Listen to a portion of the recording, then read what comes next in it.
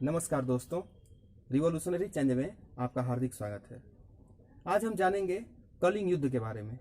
कलिंग युद्ध बहुत ही फेमस रहा है, तो इसके बारे में आप लोगों ने थोड़ा बहुत सुना होगा।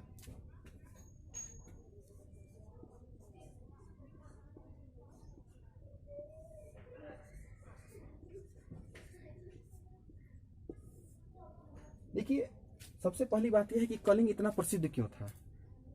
क्यों प्राचीन इतिहास के जितने भी राजा थे कलिंग पर अपना अधिकार प्राप्त करना चाहते थे। तो कलिंग के इतने फेमस होने के पीछे कई कारण थे। पहला, कलिंग को महासागर की रानी बुलाता था। महासागर की रानी, क्योंकि कलिंग से पास ही जो तटीय क्षेत्र था वहां पर बंदरगाह बने हुए थे, तो अधिकांश जो भी व्यापार होता था इसी कलिंग के वाले एरिया से ही होता था। तो कलिंग के पास समृद्धि बहुत ज्यादा थी, व्यापारी यहीं आते थे, तो धन संपन्न बहुत एरिया था। तो जो भी प्राचीन इतिहास के राजा थे उनकी यही तमन्ना थी कि हम कलिंग पर अपना अधिकार कर लें, कैसे न कैसे करके कलिंग पर हम अपना अधिकार कर लें। तो देखिए, कलिंग पर मौर्य शासन जब चल रहा था तो कलिंग पर नंद वंश चल रहा था। नंद वंश का जो शासक था जिसका नाम है महापद्म नंद। तो उस समय कलिंग पर चंद्रगुप्त मौर्य ने आक्रमण किया, सफल नहीं हो पाए। चंद्रगुप्त मौर्य के बाद से बिंदुसार आते हैं। देखिए, सबसे पहले चंद्रगुप्त मौर्य,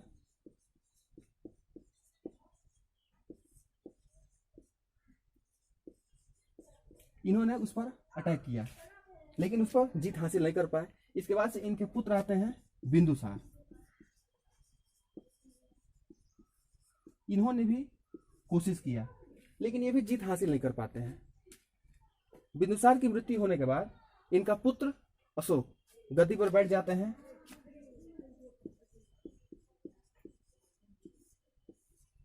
जैसे ये गद्दी पर बैठते हैं, इनका साम्राज्य, अपने साम्राज्य को बढ़ाने की सोच रखना शुरू कर देते हैं।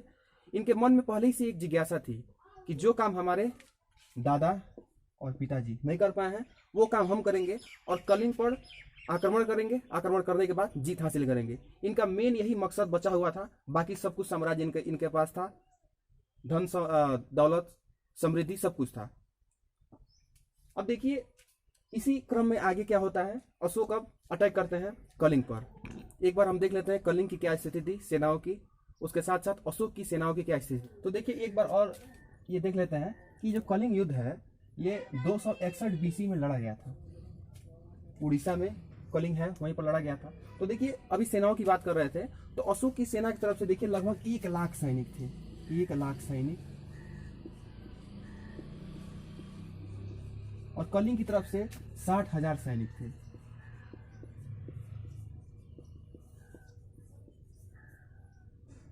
आपको यहीं से दिख जा रहा होगा कि 1 लाख सैनिक और 60,000 सैनिक, 60,000 सैनिक 1,000 सैनिक से कैसे मुकाबला करेंगे।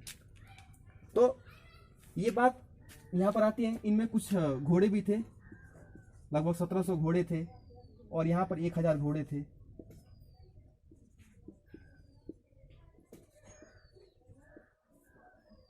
यहाँ पर कुछ हाथियां भी, ट्रेंड हाथियां भी थी युद्ध वाली, ये भी यहाँ पर भी हाथियां थी। तो देखिए, ये युद्ध पर स्थिति पहले हम अंदाजा लगा सकते हैं कि इसका परिणाम क्या होने वाला है।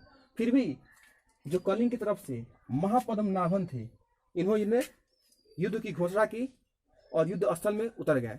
युद्ध शुरू हो गया। कलिंग युद्ध जीत रहा था, ऐसी पोजीशन आ गई थी, कलिंग युद्ध जीत रहा था। इसी बीच में सैनिक ज्यादा होने की वजह से कलिंग के कुछ लोग मारे गए और धीरे धीरे कलिंग का क्या हुआ, अंत टाइम पर कलिंग हारने लगा।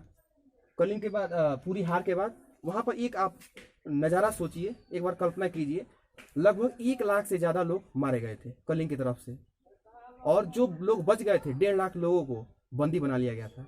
ये जब पूरा स्थिति देखते हुए अशोक जब देखते हैं तो इनके मन में बड़ा दुख होता है और कहते हैं कि अब हम युद्ध नहीं करेंगे, ये हमारा अंतिम युद्ध है और इसके बाद मैं कभी दोबारा युद्ध संग्राम में युद्ध नहीं लड़ूंगा।